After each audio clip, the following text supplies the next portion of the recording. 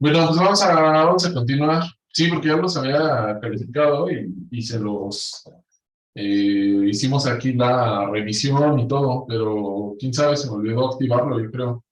Sí, ya los revisé. Bueno, vamos a ver dentro del temario, ya me metí aquí, pero dentro del temario vienen otras técnicas. Vimos la más importante ya, quedó una tarea, pero estoy viendo, este es el temario de aquí. Quedó una tarea, pero de esta tarea que quedó, no abrí la sección para subir la tarea, entonces queda para el miércoles, todavía tienen otro día porque no puse la sección. Acuérdense que la tarea es obtener las reglas de extinción o las extinciones sistemáticas de la BCC, pero no activé la casilla para entrar. Entonces no pudieron entrar, apenas me di cuenta ahorita. Entonces, para la siguiente clase. Bueno, entonces, ¿en qué vamos? Vamos aquí, técnicas de identificación o analíticas, y vimos la más importante que es difracción de rayos X de monocristal y monocristalino, o monocristal. Ahora vamos a ver algunas otras técnicas que tienen que ver con microscopía y con diferencias térmicas o métodos térmicos. Vamos a ver algunas magnéticas y algunas de superficie también, eléctricas y magnéticas. Y es que son muchos temas, entonces no vamos a poder cubrir esto. O sea, todo esto y aquí son como dos materias aparte. Entonces, igual y nada más hablo así por encima, pero no puedo cubrir todo esto. O sea, hay una técnica, una materia que se llama técnicas de caracterización de materiales, y de hecho en esa materia nada más ven como cuatro técnicas de aquí, y todavía faltan las demás. O sea, es muy extenso. Entonces, nada más las vamos a ver así por encima, como para que sepan de qué se trata, cuál es la idea y qué es lo que contiene. ¿Va? Entonces vamos a continuar y vamos a empezar con las microscopías. La microscopía más común, más utilizada, es Scanning Electron Microscopy. Esta técnica se traduce como microscopio electrónico de barrido, MEB en español, y SEM en inglés. En español también luego dicen SEM, refiriéndose a la palabra en inglés, ¿no? Entonces, ¿cuál es la idea? La idea es que vamos a arrojar electrones sobre la muestra, y para que podamos arrojar electrones, pues entonces debemos de poner los electrones en ciertas condiciones. Debe de estar en vacío, aquí, porque si no vamos a hacer un rayo, un plasma. Y arrojar electrones significa que debemos de poner una diferencia de potencial. La diferencia de potencial debe estar entre la muestra y el cañón. Entonces, aquí debajo de la muestra debe haber una placa conductora, y la muestra, por lo tanto, debe de tener ciertas características. Debe de ser capaz de conducir cierta cantidad de electricidad. Si es totalmente aislante, si es muy aislante, entonces pues no va a ocurrir eso, ¿verdad? Lo que va a pasar es que va a pasar el haz aquí y se va a brincar y va a brincar hacia acá. Entonces debe de ser una muestra conductora, ¿sí? Ahorita luego lo vamos a ver cuando veamos lo de propiedades electrónicas. Luego vamos a ver qué es conductor, pero debe de ser conductora. Si no, no vamos a poder ser capaces de, de ver nada en este tipo de técnica. Ajá. ¿Cuál es la idea? Con los ojos nosotros vemos luz visible, pero la luz visible tiene una longitud de onda de 500 nanómetros, 400 nanómetros, a lo mejor hasta 300 y cacho nanómetros. El verde, por ejemplo, tengo aquí el láser verde que estábamos usando el otro día, está en 522 nanómetros. Entonces, no podemos ver cosas más chicas, con los ojos más chiquitas, que la longitud de la onda de la luz. O sea, no vamos a ver menos de 500 nanómetros. Entonces, la luz no nos va a servir para ver con los ojos. Lo que hacemos es utilizar una partícula que podemos modificar y que podemos cambiar su longitud de onda. En este caso, los electrones. Entonces, por eso se llama electrónico o electron, scanning electron. Porque utilizamos electrones, los aceleramos y le ponemos una longitud de onda que sea muy chiquita. Ajá. ¿Qué longitud de onda? Pues depende de lo que queramos ver, pero los ponemos a esta energía de 0.3 a 4 kilovolts. Ajá.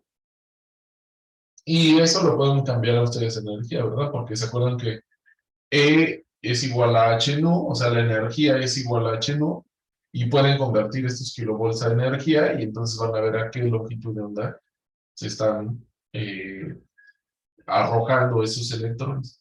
Entonces, la idea es de que como le podemos poner una longitud de onda más chiquita, pues entonces puede colisionar con los átomos y vamos a ver más de lo que vemos con los ojos. La idea, este es un equipo clásico, común. Se pone la muestra aquí, se cierra, aquí tiene un empaque, se cierra, se pone vacío, se le pone nitrógeno líquido, es una trampa de gases para que se haga un buen vacío, se cierra, se deja un ratito a que el vacío sea bueno y ya se prende. Entonces ya que aquí lo ves en el monitor y aquí está el cañón. Entonces, este es un equipo ya como se ve completo. Esta compuertita está aquí, este es el cañón, baja aquí.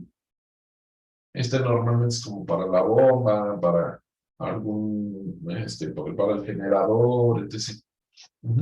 Y ya que se controla y ve la imagen. Entonces, los electrones vienen de aquí arriba. Obviamente hay como que algunas cosas delicadas de la óptica, porque a pesar de que son electrones, pues los estamos utilizando como para ver. Y entonces, pues los electrones deben de seguir cierta trayectoria de forma perfecta, si no existen aberraciones. Entonces, en microscopio óptico, lo que hacemos es que tenemos una lente para concentrar los electrones en cierto punto. Pero aquí no podemos utilizar una lente para los electrones. Bueno, sí se llama lente, pero no es como un vidrio de reloj, así como los lentes que usamos en las gafas y eso, ¿no? Es una lente que tiene un potencial electrostático y por medio de campos magnéticos y eléctricos se alinean los electrones. O sea, es una lente pero magnética. Y esa lente los alinea y los junta aquí en cierto punto. Si esta lente falla, pues empieza a haber aberraciones, empieza a haber mal. Hay muchos electrones que se utilizan, muchos tipos de electrones que se utilizan en la microscopía. Según la energía y todo, cuando entra el electrón al material, entra así y golpea, y entra así, esta le llaman la pera. Ajá. Y según los electrones, como entren y salgan, eh, sirven para diferentes casos. Por ejemplo, estos que llegan hasta aquí, bueno, más bien penetran hasta todo esto, y esta sección de esta parte se le conoce como secondary electrons, que es lo que utiliza principalmente el microscopio electrónico de barrido. Ajá, o sea, penetra 50 nanómetros, o sea, solamente pueden ver 50 nanómetros adentro del material. Esta sección, lo que se ve se conoce como o esta técnica, cuando los electrones llegan hasta aquí, se llama backscatter electrons, que también normalmente viene agregado al microscopio electrónico de barrido. Entonces, el microscopio electrónico de barrido normalmente tiene dos modos: SE, o sea, secondary electrons, y BSE, que es backscatter electrons. ¿Cuál es la diferencia? Backscatter electrons te puede mostrar la densidad de probabilidad que tiene, o más bien la densidad electrónica que tiene un átomo. O sea, si tiene más electrones, se ve de otro color. Por ejemplo, el teluro, que tiene A ver, vamos a ver aquí. 52 de protones y casi, si está en estado neutro, pues debe tener 52 electrones. Te va a mostrar una diferencia muy clara, por ejemplo, con el estandio, el titanio, el vanadio, que tienen mucha diferencia, porque hay mucha diferencia de protones y electrones. A final de cuentas vamos a ver electrones con esta técnica. Entonces, el backscatter electrons te muestra la diferencia de densidad electrónica, pero el secundario electrón no. Entonces, son técnicas diferentes que te permiten ver cosas diferentes. Hay otras técnicas, por ejemplo, esas se utilizan para fluorescencia, algunas caracterizaciones por rayos X, lo de la superficie son electrones Auger, esos se utilizan para otras técnicas. Ajá, pero los que vamos a analizar hoy, o los que nos estamos interesados en esta ocasión, son estos que se utilizan para microscopía. Secondary electrons y backscatter electrons. 50 nanómetros y 500 nanómetros de profundidad. Aquí puse unas imágenes clásicas de varios materiales. Esta de la derecha, de hecho, es de un material que estoy estudiando. Dejen ver, esperen, no lo he publicado, espero que no se vea el material, está bien. Estas son de dos tipos. Aquí, si se fijan, aquí viene como normalmente los equipos dicen aquí abajo, o aquí en blanquito dice. Entonces, este es SE. SE significa secondary electron. Lo que están mostrando son electrones secundarios. Obviamente hay mucho fundamento de cómo que la aberración y que cambiarle y que el ajuste, etc. ¿No? Pero les digo que nos vamos a ahorrar eso y nos vamos a ir a lo técnico porque no nos va a dar tiempo de revisar todo eso en 1 o 2 semanas que tenemos, porque el temario indica así, ¿no? Pero es un tema muy extenso para una sola clase, solamente microscopía. ¿Sí? Entonces, este es secondary electron y entra, se ve así. Entonces se ven así como, estos son unos monocristales que son hexagonales, están laminares, si se fijan aquí está. Aquí se ve que es una raya aquí y otra hacia abajo. Y estos son hexagonales. Aquí se ven de hecho los hexágonos. Y entonces estos son secondary electrons. Y estos son backscatter electrons, o sea, BS, las siglas. Recuerden que la diferencia es que el backscatter electrons te permite identificar la densidad electrónica. Entonces, por ejemplo, aquí esta parte negra pues es como una sombra nada más, hacia adentro. Pero aquí, en la superficie, se puede identificar que esta parte es más blanca que esta, y aquí está más blanca que esta, y aquí esta es más blanca que esta. Eso indica que la densidad electrónica es diferente en cada una de las secciones. O sea, no es el mismo material.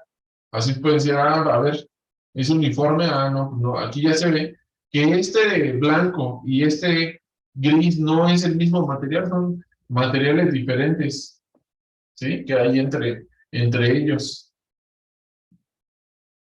Además, este tipo de microscopios está acoplado con una técnica que se llama EDX.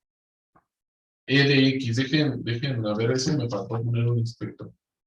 Voy aquí a buscar algún. Caray. Sigue mostrando, ¿verdad? Porque sentí como que se cerró el Zoom y así. ¿Sí, verdad? ¿Sí me oyen? Le di escape y todo. ¿Sí me escuchan? Sí, profe. ¿Alguien podría hablar? Sí, Marcos, sí te escuchamos. Ok. Es que les digo que les di escape y todo se empezó.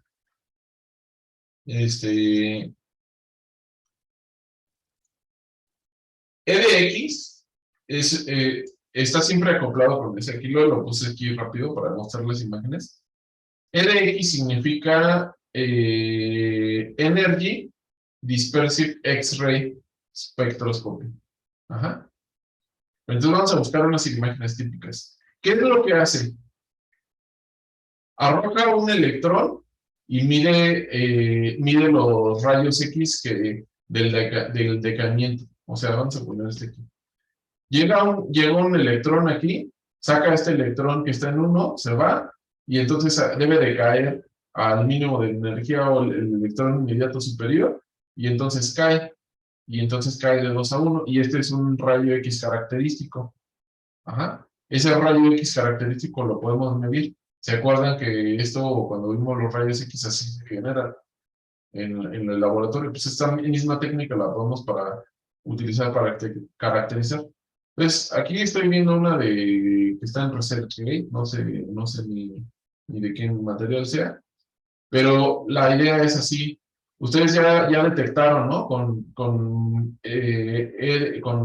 SE y con BSE, pero con secondary electrons, o sea, electrones secundarios, ven cómo está la morfología.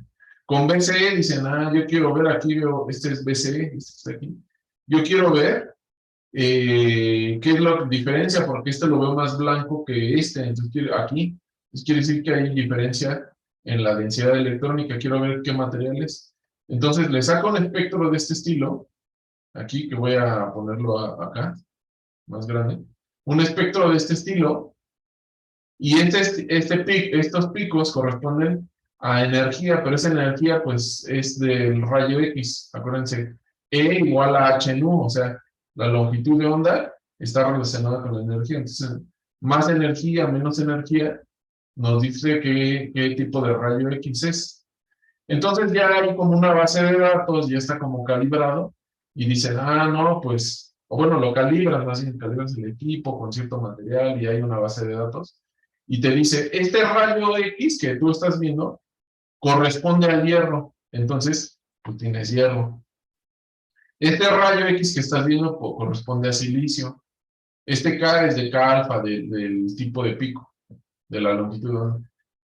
Hay un pico de calcio, hay un pico de magnesio. Y no hay que se repitan, o sea, no se repiten picos, o sea, no, este pico siempre pertenece al hierro porque es la transición típica del hierro a esa energía. Ajá. Ahora aquí, si se fijan, hay dos de hierro, dice K alfa y K beta. Pues regresamos acá al diagrama. Si quedamos que si cae desde el inmediato superior se llama alfa, y si cae del que sigue, se llama beta. Ajá, o sea, el electrón decae a 1. Entonces, como es del inmediato superior, es alfa. Pero si es del que sigue, no el inmediato superior, entonces se llama beta. Y por eso aquí dice que es de beta. Este debe ser beta, no beta. Entonces, este es beta, el hierro de alfa, el hierro beta. Pues entonces tiene hierro. Ajá. Además, estos sistemas cada vez te permiten calibrarlos mejor y te dicen, mira, este piquito chiquito de calcio, si lo comparamos con este pico de grande de hierro, y te da qué porcentaje hay de uno y de otro. Por ejemplo, aquí lo voy a dar, y aquí ya no se alcanza a ver, pero le vamos a aumentar, vamos a entrar aquí a esta página. Pues, aquí, vamos a ver si nos muestra la imagen. No, lo estoy haciendo zoom. Aquí no se ve mucho, pero aquí te dice, de carbono hay 56.7%, de cadmio hay 27%, de oxígeno hay 13.2% y de calcio 22%. Y con eso puedes sacar la fórmula química. Ya vieron en su clase de química general cómo sacar la fórmula química a partir de cierto porcentaje. Ahora, con el calcio, perdón, con el carbono hay que tener cuidado, porque la bandita donde estás poniendo este material es de carbono. O sea, este material lo pegas sobre un soporte de carbono. Y si te vas muy confiado con el carbono, pues puede ser que más bien estés midiendo el soporte en vez de estar midiendo la muestra, y pues eso ya te cambia la fórmula química. Pero en general, en la antigüedad eran un poco precisos. Todavía hace 10 años decían, el EDX es poco preciso. Pero los equipos nuevos ya son bastante, te dan un error muy bajito. Ajá, los equipos viejos sí te dan un error del 20%, así que es bastante. Pero un equipo nuevo casi te la da así, con mucha certidumbre. Entonces, ese es el punto de estos equipos. Les digo, la microscopía electrónica de barrio, la clave es que tiene muchos detectores. De hecho, ya hay muchos detectores, muchos otros, WDS, son parecidos. Hay varios detectores, pero lo básico es tener C con los detectores que son Bass-Scatter Electron, Secondary Electrons y EDX. Es lo común. ¿Hay dudas?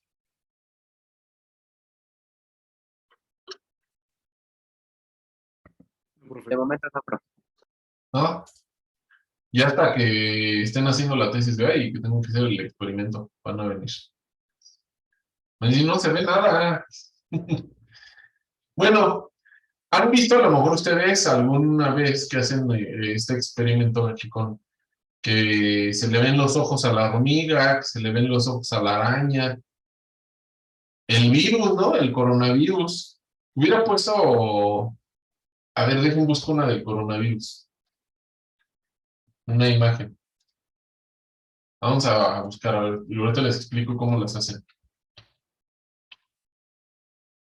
Coronavirus. Vamos a ver qué imágenes hay. Esta es una, esta no es una imagen.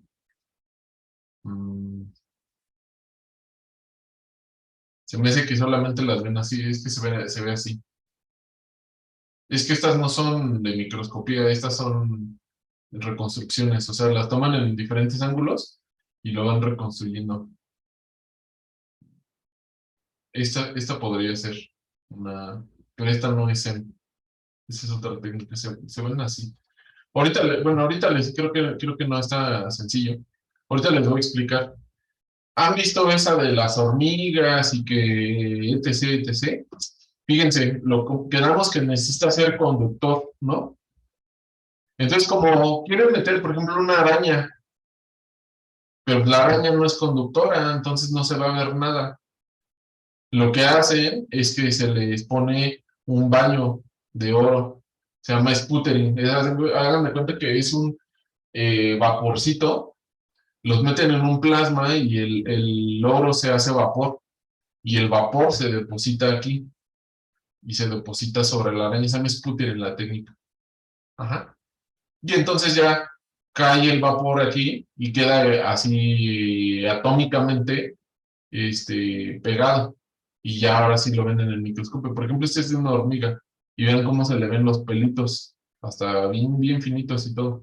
Pero el punto es de que se ve, porque está el oro, llegó así en vapor y se le pega a cada uno de los pelitos. O sea, a nivel atómico llega el oro. O sea, poquitito, poquitito. O sea, obviamente si le pones muchísimo, pues estos pelos ya no se van a ver. Ajá. Y luego creo que estos son los ojos. No soy así como muy bueno en biología, pero esa es la técnica. Hay ¿cómo le hacen para estas de los virus? Este no es el coronavirus, es otro virus más grande. Pues es igual, hay que bañarlos de algo conductor. Ajá, para que ya que sea conductor, ahora sí ya lo puedas ver, si no, no ves nada. ¿Sí? Obviamente aquí en estas ya no aplica lo de backscatter electron, ya no sirve de nada, ¿no? Simplemente sirve SEM, porque pues ya sabes que lo que ves, estás viendo es puro oro que tú le pusiste. Entonces ya no sirve ver la composición y etc. Lo que sí sirve es ver cómo es la estructura. Ahora vamos a cambiar de técnica. Esta técnica se llama magnetización. La magnetización es una técnica muy especializada. Bueno, no se llama la técnica magnetización, pero lo que medimos es magnetización. Ajá. La técnica se llama magnetometría. Entonces, la idea es que se tienen unas bobinas aquí y se pasa una muestra. Ya saben ustedes que cuando tenemos un campo magnético y lo movemos genera una corriente, ¿verdad? Entonces, esa corriente tú la puedes detectar con unas bobinas. Ajá. Y le pones aquí un sensor. Este aparato específico no es el único magnetómetro, pero es el más fuerte o el más poderoso y también más popular. Se conecta a un dispositivo. O sea, esta bobina tiene una corriente y esa corriente se genera por esta muestra que entra por aquí, que pasa varias veces. Ajá, sube y baja, sube y baja. Y entonces llega a este sensor, que este sensor tiene un nombre especial, se llama SQUID, que no es precisamente calamar. No voy a decir que el juego del calamar y que demás, no, este SQUID es Superconducting Quantum Interference Device. O sea, es un dispositivo que está hecho de un material superconductor y es una junta túnel y es como un incremento de esta señal para incrementar la señal y poderla ver. Y bueno, la idea es de que podamos detectar el magnetismo dentro de un imán. ¿Pero qué es el magnetismo? El magnetismo viene de los espines y del momento angular orbital, o sea, de los orbitales principalmente. Hay otras razones de magnetismo, de hecho son 6, pero esos son los dos más importantes. Con esta técnica podemos ver, por ejemplo, si un material es ferromagnético, superconductor, paramagnético, ferrimagnético, antiferromagnético, spin glass, un montón de ordenamientos magnéticos. Ajá, hay una familia como de 30 clasificaciones, a lo mejor más. Yo creo que hay más. 30 clasificaciones del ordenamiento magnético. Y con estas se pueden caracterizar. ¿Qué es lo que vemos? El resultado se ve así. Temperatura contra susceptibilidad. La susceptibilidad magnética tiene una relación en un material paramagnético de esta forma. N, que es magnetización, es igual a Chi, no es X, es Chi, o bueno, Chi, como le quieran decir, ajá, multiplicada por el campo. Entonces, si ustedes dividen M entre H, que es el campo magnético, nos va a quedar la susceptibilidad magnética. ¿Qué es el campo? Ah, pues el campo ustedes lo aplican aquí. El campo le ponen, tiene una bobina, y esa bobina, de hecho, es una bobina superconductora, y le pasan corriente, y pues genera un campo magnético. Es un campo magnético muy, muy fuerte. Una vez, creo que se trabó la computadora, no me acuerdo qué pasó. Y ya no tenía control de la computadora, entonces ya le dije ahí al profesor asociado, le digo, oiga, ya se trabó la máquina y estaba el campo prendido, no sé si sigue prendido o no. Y me dice, le hablamos a la compañía y todo, ¿no? Y el técnico de la compañía dice, a ver, acérquenle algo de metal al magneto. No era un equipo igual, pero era muy parecido. La misma marca, pero era para otra cosa. Y me dice, a ver, acérquenle algo de metal aquí al magneto. Cuando entramos al laboratorio, estaban las sillas hasta pegadas ahí, eran unos bancos levantados por el magneto. No, pues sí, tenía el campo magnético todo lo que daba, que eran 9 teslas. Entonces ya, y no la podíamos despegar, o sea, si tú la intentas jalar, no se puede, o sea, es un campo magnético muy fuerte. No sé si han visto esas puertas de cerradura magnética, entonces se queda corto con eso, ¿no? Con ese tipo de campos magnéticos. Entonces, vamos a ver, ahorita explico otras técnicas y vamos a ver unos ejemplos ya más claros de magnetización. ¿Vale? Bueno, mejor vámonos de una vez para no andar brincando. Vámonos de una vez a magnetización y vamos a hablar de eso. Porque a final de cuentas eso viene en el examen. Entonces, pero eso por alguna razón lo puse con lo de propiedades electrónicas y por eso está separado.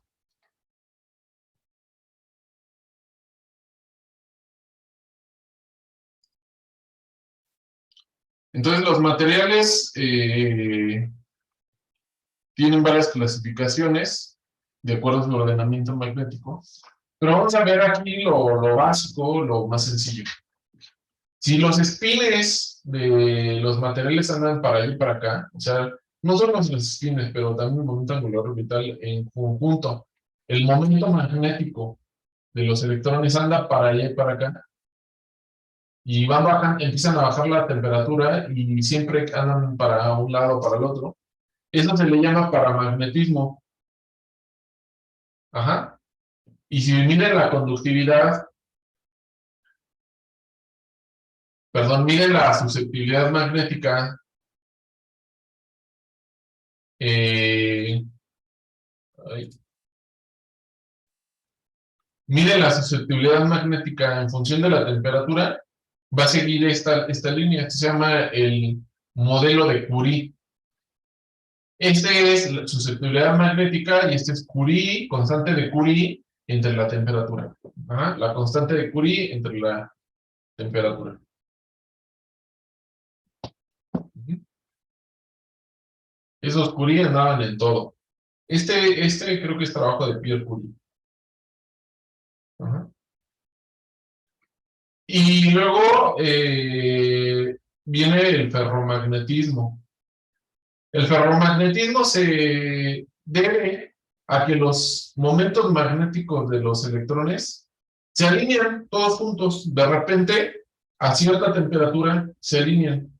Entonces, venimos aquí bajando la temperatura, así, y en ese punto, aquí cuando es la temperatura crítica, a la que conocemos como temperatura de Curie, es TC, temperatura de Curie, los momentos magnéticos de los electrones, todos se alinean a la misma dirección, ya dejan de estar desordenados. Aquí estaba en un estado desordenado y baja la temperatura, a partir de ahí, a lo mejor tiene un como recto o cambia el comportamiento, ¿sí? Y ese ya no sigue la ley de Curie, sino que hay un complemento que se necesita, que se llama el modelo de Curie-Weiss, que voy a poner aquí nada más, ahorita lo vamos a ver a fondo, pero es Curie-Weiss, ese es el nombre para que lo escriban. Curie-Weiss, o sea, Weiss se escribe. Ajá, Weiss, no otra cosa, ¿eh? Curie-Weiss se lee como con A, y este es con W, Weiss. Bueno, pues vamos a seguir. Y otro ordenamiento típico es el antiferromagnetismo, donde los espines quedan antiparalelos. Antiparalelos. Entonces van bajando la temperatura y de repente se ve un pico, se empieza a subir y luego baja y tienen un pico. Ajá. Y el modelo que siguen es este de eh, la susceptibilidad es igual a la constante Curie entre la temperatura más teta, donde teta es la temperatura de Weiss, temperatura de Weiss. Y esto ocurre, esto es válido, arriba de la temperatura de ordenamiento. En este caso, la temperatura de ordenamiento le vamos a llamar temperatura de Néel. Es NE con un acento L, de Néel. Es francés. Pero era francés el señor. Temperatura de Néel. En inglés dicen de Nil, pero el idioma original era francés y en español, de hecho también se leería como Nel. Ajá. Entonces sube y baja y tiene un pico. Todos estos modelos, este modelo también es válido en la parte donde todavía no hay ordenamiento, o sea, arriba de la temperatura crítica y arriba de la temperatura de Nel. Entonces, paramagnetismo, ferromagnetismo, antiferromagnetismo. Tienen un imán ahí en su casa, si quieren, caliéntenlo, pónganlo ahí en la estufa. Y van a ver que hay a cierta temperatura en la que deja de ser magnético. Pongan una aguja colgando, ajá, o magneticen la aguja frotándola con un imán y calientan la aguja con un encendedor. Y van a ver que en cierto momento deja de ser magnético. ¿Por qué? porque cuando se calienta, pasa a este punto donde ya no está magnética, o sea, ferromagnética, pero llega un punto en el que los espines están moviéndose para todos lados, desordenados, y ¡zas! Deja de ser magnética, o ferromagnética, bien dicho, ¿vale?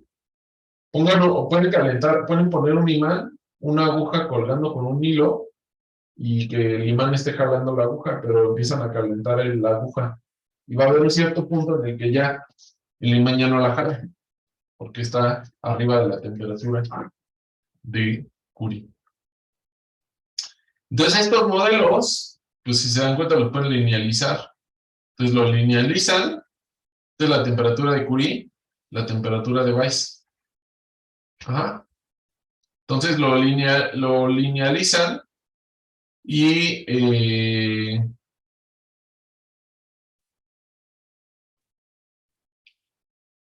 lo pueden hacer esas gráficas, y entonces, si la temperatura de Weiss es positivo, es ferromagnética, con esta forma, incluyendo el menos. Si es negativo, si queda en la parte negativa, entonces es antiferromagnético.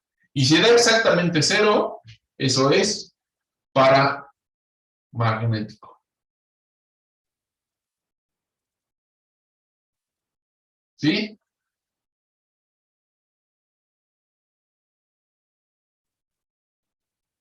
Paramagnético. Bueno, además, con esta técnica, como están midiendo magnetización, pueden medir directamente los electrones, y entonces pueden saber cuántos electrones hay por átomo. Profe, Sí, ¿puedes repetir qué dice, bueno, las gráficas? Las anteriores. sí. Tú mides susceptibilidad magnética y te va a dar algo así. Esto contra esto, o sea, la temperatura contra la susceptibilidad. Y tú no sabes si sigue este modelo o este modelo. Tú no sabes cuál de todos sigue. Entonces, ¿qué es lo que haces? Vas a graficar uno entre K y T para que quede lineal. Y este modelo lo conviertes en una línea recta. Ya que lo conviertes en línea recta, ahora haces un ajuste. ¿Sí? Esta es línea recta, este es un modelo de línea recta y este es un ajuste. ¿Cuál es la diferencia? Si teta te da positivo, ferromagnético. Teta te da cero, paramagnético.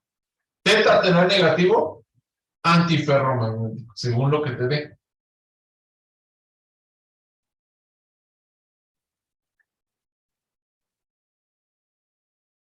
¿Qué es lo que te va a dar? Pues tienes que hacer un ajuste primero de una regresión cuadrática, de una línea Ah, recta. ok, ya con eso sabemos el comportamiento magnético. Ajá, exacto. Ya vas a saber si es ferro, antiferro o qué. Porque tú lo que vas a tener es esto, ¿no? Tienes los datos y nada más los gráficos uno entre X, pero tienes que ver si este es positivo, este es negativo, da cero, y con este modelo, ¿verdad? El modelo de Curie-Weiss. Ok, ok. Gracias. ¿Sí? Sale.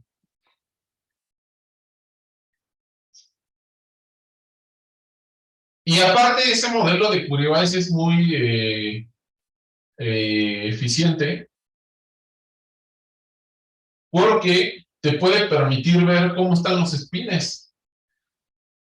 Para el modelo de Curie sería, bueno, hay una situación complicada en magnetismo, porque se utiliza en CGS, no se utiliza en el sistema de información. Entonces lo vamos a dejar así en CGS. Y entonces cuando está en CGS, el momento efectivo, o sea, el momento magnético de los electrones, del electrón y el núcleo y todo, y el momento total, ya el momento angular orbital y todo, la suma de todos, ese se le conoce como el momento efectivo, es igual a este número multiplicado por C, para el modelo de Curie. Pero Pero a ver, despejen de aquí, este es el modelo de Curie. C es igual a XT, ¿verdad? Aquí. C es igual a XT. Si ustedes sustituyen esta C y ponen aquí, queda raíz de XT. ¿Están de acuerdo? ¿Sí o no? En el modelo de Curie, que es este que está acá arriba, C es igual a XT. Pero en el modelo más avanzado de Curie-Weiss, C es igual a T menos teta por K. Ajá. Entonces, si ustedes quieren utilizar el modelo de Curie-Weiss, pues lo sustituyen aquí en el modelo de Curie-Weiss. ¿Sí?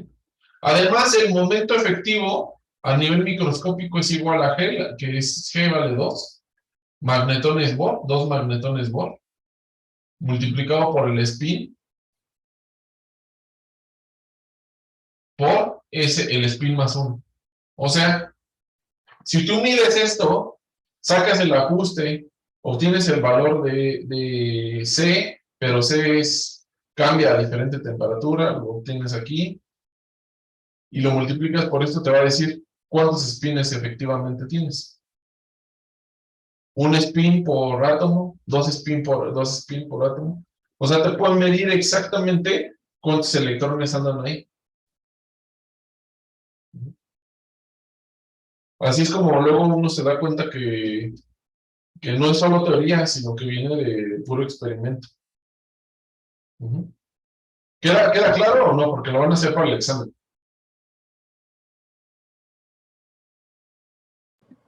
O sea, en las ecuaciones de abajo, la diferencia de las dos es de que uno es en sistema internacional y el otro es en CGC. Sí, esta de CGS es la de abajo. La que se Ah, utiliza es ok. el CGS. Ajá. Entonces, si ustedes necesitan obtener el spin, pues despejan de aquí. Ajá. Y esta, pues la sacan de acá. Lo único malo es que el modelo de Curie no sirve casi para nada. El que necesitamos es el modelo de Curie-Weiss, entonces vamos a sustituir esta aquí para obtener el momento magnético efectivo. ¿Dudas?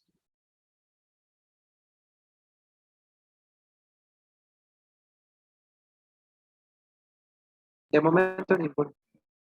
No te escuché. De momento no hay dudas. Gracias. Ok, muy bien. Bueno,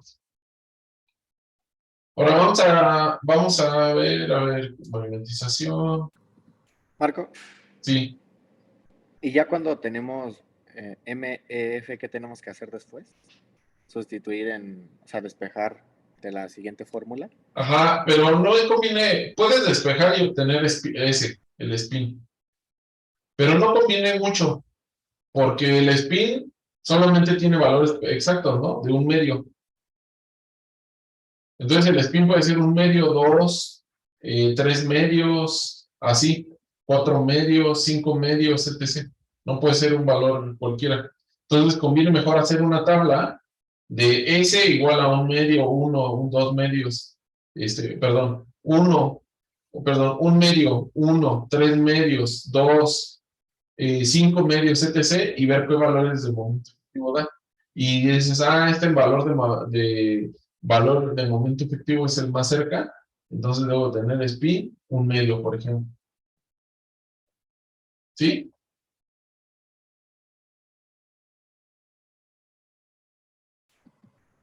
¿Queda Más o claro menos. o no? ¿No? Ya creo que con un ejercicio a lo mejor ya quedaría Sí, mejor. a ver, otra vez. Tú puedes despejar ya tienes el momento efectivo que sacaste de acá. Tú puedes despejar aquí y despejas ese, es una cuadrática, ¿no? S por S, que queda S cuadrada, más S. Tú podrías despejarlo. Pero lo que te digo es que eso no tiene sentido, porque a lo mejor te va a dar spin 1.7, 1.6. Eso es imposible. Solamente te puede dar números que sean múltiplo de un medio, ¿no? Porque ya sabemos que el spin tiene un medio, el spin total. ¿Sí? Entonces, ¿qué haces? Mejor, en vez de despejar esta cuadrática, mejor aquí haces una tabla con los valores. Y entonces sustituyes. Si S es igual a un medio, ¿cuánto vale mu? Si S es igual a 1, ¿cuánto vale mu? Si S es igual a 5 medios, ¿cuánto vale mu? Y así te vas. 3 medios, todo. Entonces tú vas a obtener valores de mu y vas a decidir cuál se parece más a este. Y entonces vas a decir, yo tengo este valor de spin. ¿Sí? ¿Queda más claro? Ok, ya me queda más claro. Ya con ese valor que tenemos similar, ya podemos decir, este se refiere a este spin. Correcto. Ok, ya le caché. Gracias. Bueno, ese fue magnetización. Ahora vamos a ver conductividad, pero como que no tengo... Vamos a ir buscando pura imagen, así. Vamos a ver. Yo me acuerdo que tenía unas diapositivas preparadas, pero no está. Resulta que si yo quiero, caracterizar si un material es conductor o no, pues puedo medir conductividad. De momento les voy a explicar así con dibujitos, pero vamos a retomar este tema en esta semana o la próxima semana, ya que veamos más a fondo. Las bandas, ¿qué cosas son las bandas? No estoy hablando de banda recodo ni nada de eso, sino hay algo en los materiales que son estados energéticos y esas son las bandas. Este es un juguete, es un modelo de juguete, no tiene nada que ver con una banda real, pero ahorita les pongo una si quieren como para que vean que son las bandas, pero vamos a irlo describiendo la siguiente semana. Entonces está la banda de valencia, por cierto, estamos cambiando a la siguiente técnica, que va a ser conducción, ¿eh? O sea, ya terminamos magnetización, siguiente técnica, conducción eléctrica. O sea, vimos microscopía, la clase pasada vimos rayos X, ahora vimos magnetización, y ahorita estamos cambiando a la nueva, es conducción eléctrica. Entonces, para determinar la conducción eléctrica, primero tenemos que ver qué tipo de material tenemos, y luego vamos a ver que todos los materiales tienen bandas, y la banda de conducción que esté vacía, y acá la banda de valencia. Si hay una separación energética de 9 electromoles o más, eso le vamos a llamar un aislante. Igual, pero separado un poquito, menos de un electronvolt, le vamos a llamar un semiconductor. La verdad es que en el argot ya científico, ya último, le dicen aislante a cualquiera. Si tiene un gap pequeño, aislante. Gap grande, aislante. Ya el semiconductor es un nombre un poco, pues ya como para aplicaciones, ajá. Pero entonces, si tiene un gap de alrededor de un electronvolt, es un semiconductor. Que si las bandas están juntas, eso se llama un conductor, que es en sí un metal. Bueno, vamos a poner unas bandas, esta nos vamos a brincar un poco, que ahorita no...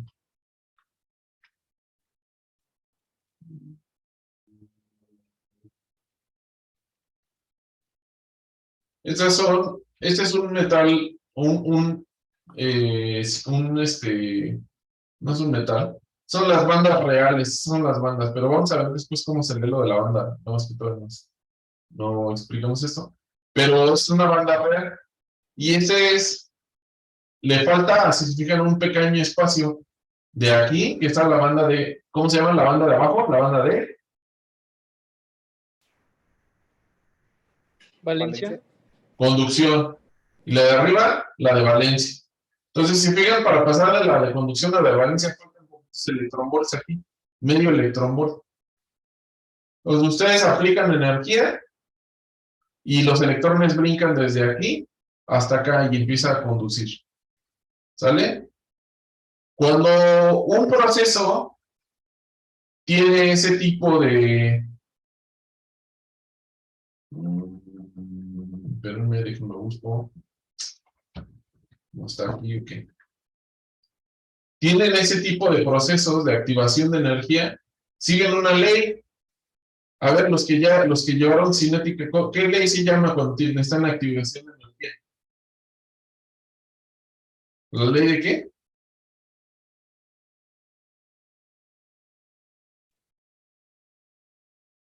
¿La ley de qué?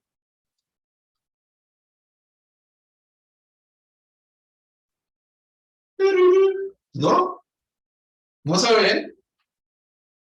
No hay nada de procesos enzimáticos, catalizadores. ¿No saben qué? Se llama la ley de Arrhenius.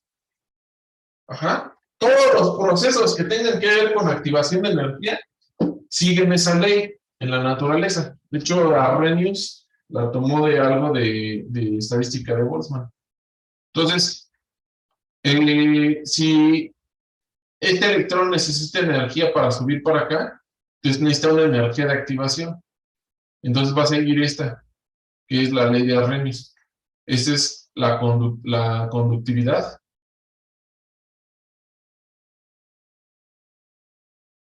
Esperen. Sería resistividad. Esa es una resistividad cero.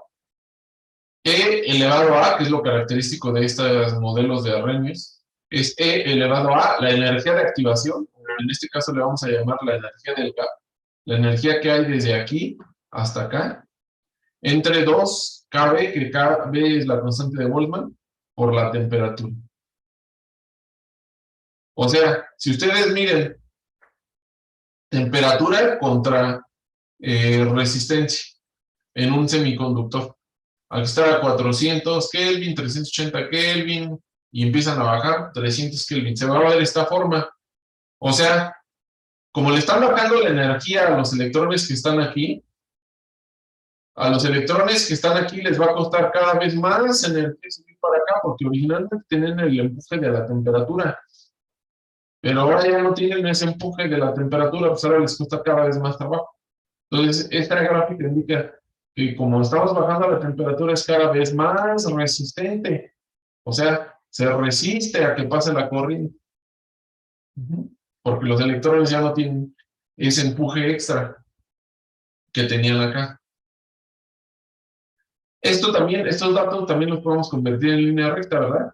Si ustedes linearizan esto, pueden obtener logaritmo natural, etc., etc. Con logaritmo lo hacen lineal. Y entonces pueden graficar, ajustar a una línea recta.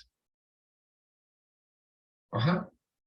Entonces la resistencia pues igual a otra resistencia cero, que ustedes van a determinar una vez que hagan el ajuste, como la pendiente o la ordenada del origen, ya ahí verán. Y el gap, y este le da la diferencia de energía entre la banda de conducción y la banda de valencia, entre 2 kBt, a diferentes temperaturas. Claro que esto, bueno, no hay que confundir, hay otro que es el gap, pero ese es el gap de un superconductor. El gap de un semiconductor y el gap de un superconductor son cosas totalmente diferentes. Pero nada más aquí no voy a explicar todavía cosas de superconductor. Pero lo que quiero aclarar y que se les quede en la mente es que es diferente. Ahora, ¿cómo hacemos esta técnica? ¿Cómo lo hacemos para garantizar eso? Algunos detalles.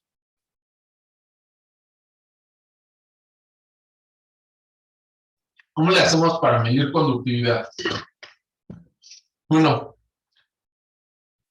yo me acuerdo que tenía estas como más preparadas, pero las vamos a ir poniendo aquí. Bueno, ¿y qué pasa si es un metal? Si pasa que es un metal, sigue estos procesos. Eso era para un semiconductor. Si es un metal, sigue que es lineal. Esta parte es lineal, ¿no? Esta es una línea recta y debajo algo que se llama la temperatura del Bragg, que es cuando la vibración sigue esta de T a la 5. Ajá. Esto es para un metal. Y el otro fue un semiconductor. Entonces las voy a ir pegando, de hecho ahorita las vamos a ir haciendo. Entonces vamos a ver cómo funciona el aparato de conductividad. La idea es de que, es más, la voy a escribir acá. Aquí la tengo. La conductividad, que es sigma, es igual, uno no sé qué está haciendo ahí, es igual al inverso de la resistividad. La conductividad es igual al inverso de la resistividad. ¿Sí?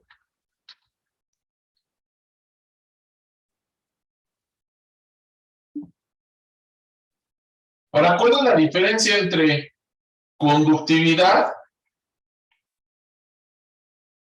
y conductancia?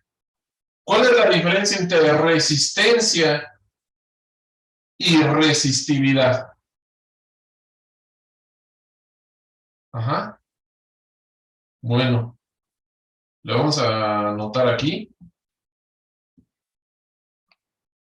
La resistividad es una propiedad intrínseca.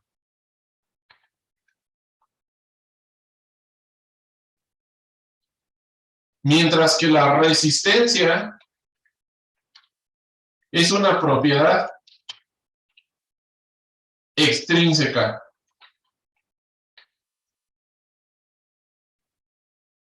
Igual la conductividad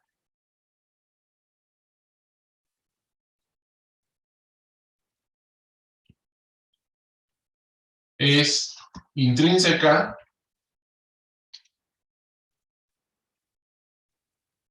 y la conductancia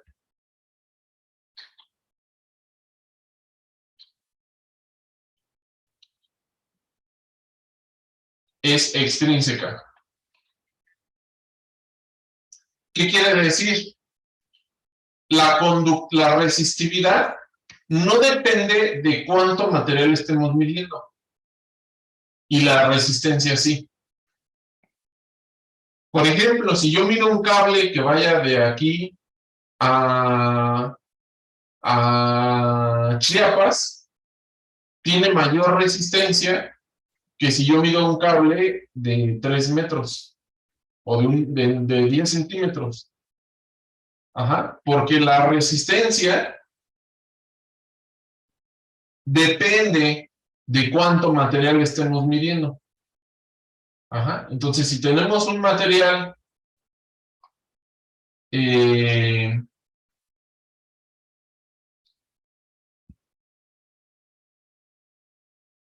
sea pequeño, pues tiene menor resistencia. En cambio, la resistividad no. La resistividad está normalizada, de modo que no importa cuánto material estemos midiendo. Ajá. A la resistividad no le importa cuánto material estemos midiendo. ¿Sale? Y entonces la resistividad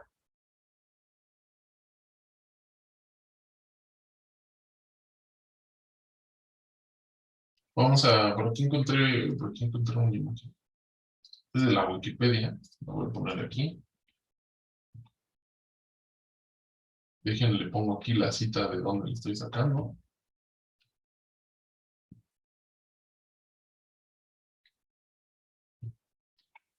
Ajá. Entonces, para poder saber cuál es la resistividad, lo que necesitamos hacer es medir el material. Ajá. Si no medimos el material, entonces no vamos a poder saber cuál es la resistividad. Y entonces la resistividad,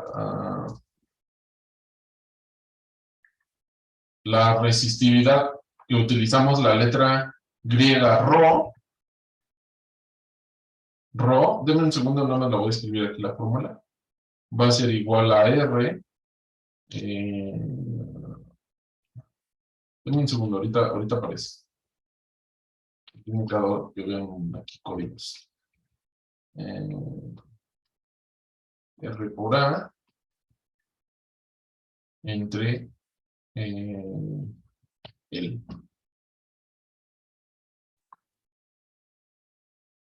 Entonces la resistividad, que es esta que está aquí, va a ser igual a R por A entre L, donde L es la longitud.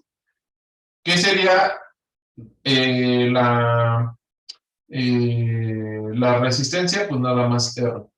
Aquí pongo una letra R, incluso ahí con látex igual. Entonces este sería R. Ajá. Entonces, resistencia extrínseca, resistividad intrínseca. Vamos a poner esta acá para hacer el recordatorio.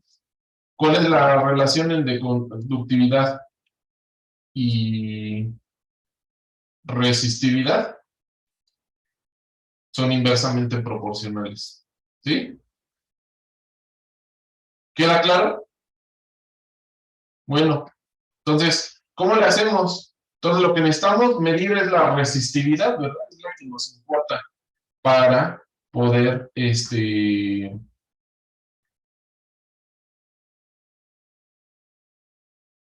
describir un material, porque si no, si medimos con resistencia, pues entonces va a depender de si medimos una longitud muy grande o medimos una longitud muy pequeña. Ajá.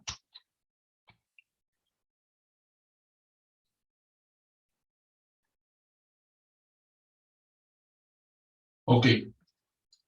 Entonces vamos a ver esto experimentalmente, cómo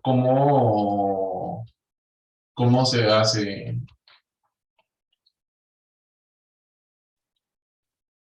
Ustedes ya vieron que entonces la longitud depende mucho. Entonces imagínense que yo llego y quiero medir un material, pero entonces el cable que yo estoy utilizando para medir también me va a dar una señal, porque pues, si utilizo un cable de 10 metros, no es lo mismo que utilice un cable de 1 milímetro, ¿no? Entonces el cable también nos va a interferir. Para evitar eso, se utiliza una técnica que se llama método de conductividad de 4 puntas. Ajá.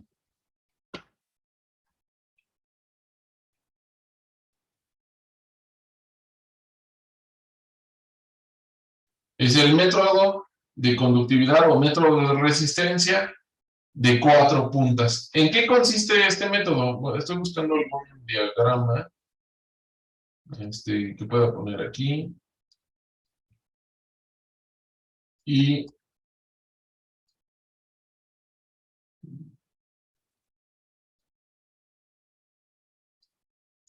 este es así. Entonces, dejen pongo la cita. No sé de dónde es la página. Entonces, ¿cómo funciona? Vamos a añadir al material 4 contactos. De esos 4 contactos, 2 son para medir el voltaje, que son los que están dentro, y 2 externos son para medir o para aplicar corriente. Entonces pasa la corriente desde 4A, pasa la corriente de aquí para acá, y esta sección mide la diferencia de potencial, o sea, el voltaje.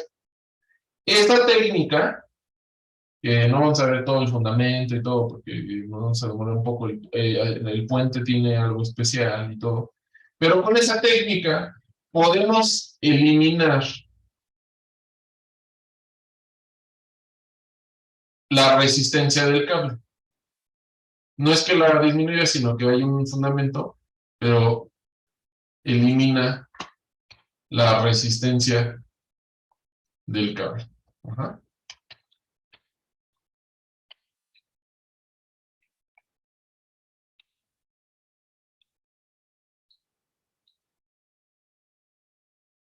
Ajá. Listo. ¿Cómo se ve? Bueno, aquí se le tiene que poner pintura de plata, se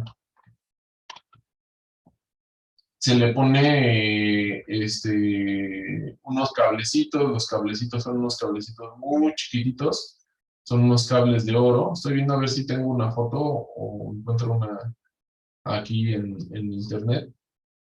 Ajá.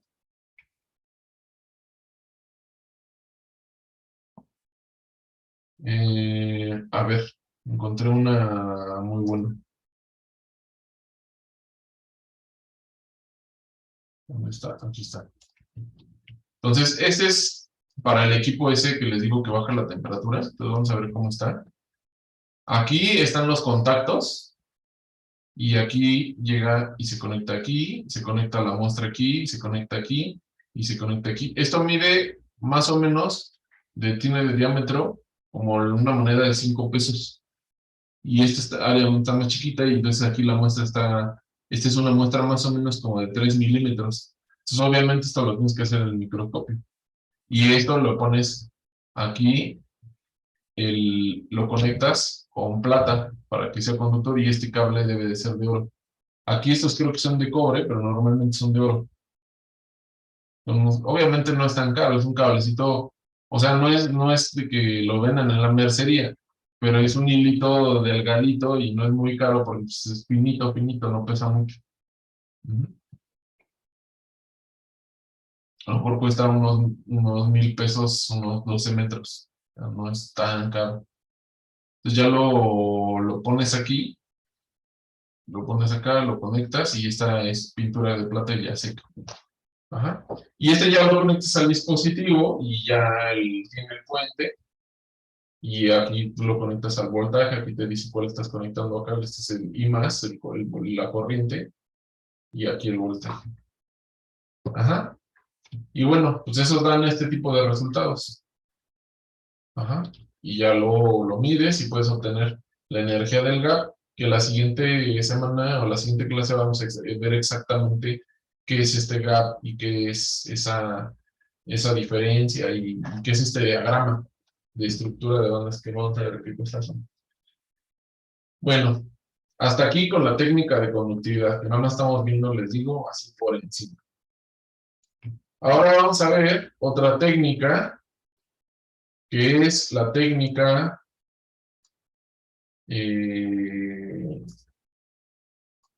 que se llama termogravimetría. La termogravimetría es un conjunto de técnicas, de hecho hay varias ramas. La más barata, digamos, sería TGA, que es análisis termogravimétrico. ¿Qué es la generalidad? Es de que vamos a medir la masa.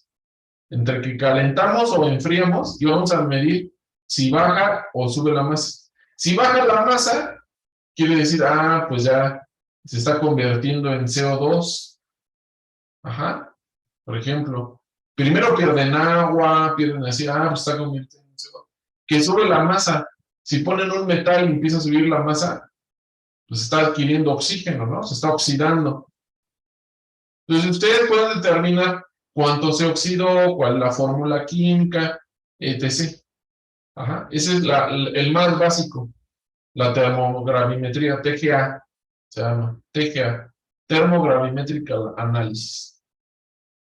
Ajá. Y miden temperatura contra cambio de masa. Aquí dice pérdida, pero no siempre va a perder. Puede ser que aumente porque se oxida. Y la otra variante de la termogravimetría son estas dos que son muy parecidas, que es Differential Scanning Calorimetry, que es DSC, y Differential Thermal Analysis, que es DTA. ¿Cuál es la clave? Más o menos funcionan igual, pero vamos a poner aquí una muestra y una referencia. Y vamos a empezar a calentar. ¿Están de acuerdo que si lo ponemos un termómetro a la referencia y a la muestra, la temperatura debería de ser igual si están subiendo la temperatura al mismo tiempo en esta cámara? Pero hay un momento en la que la muestra puede absorber más calor y entonces esta temperatura sigue subiendo mientras que esta no está subiendo. Es porque la muestra está absorbiendo calor. O al revés, en cierto momento la muestra se calienta más que la referencia, o sea, la temperatura de la referencia es diferente. Eso puede decir porque hay un proceso exotérmico. Entonces, esa es la clave. Ponemos un termómetro en estos dos, en el de referencia y en la muestra, y empezamos a administrarle calor. Cuando hay una diferencia, esa diferencia se mide, y entonces eso se debe a entalpías, ya sea de procesos exotérmicos o endotérmicos. Y podemos determinar, por ejemplo, pues medí aquí la cristalización, el calor que absorbió para cristalizar, de la fusión o de alguna descomposición o de algún proceso que ocurre. Y esto si lo calibramos, de hecho podemos medir la entalpía de cada uno de los procesos de cristalización, de fusión, etc. ¿Sale? Esa es una descripción de todas las técnicas muy generales. Obviamente, pues, habría que profundizar mucho si ustedes la quieren usar y todo, pero pues, dado el temario que está así súper apretadísimo aquí en esta, pues ya no nos da para más. Esto de los cálculos químicos los voy a dejar como que ya lo saben porque lo hicieron en química general, de hecho.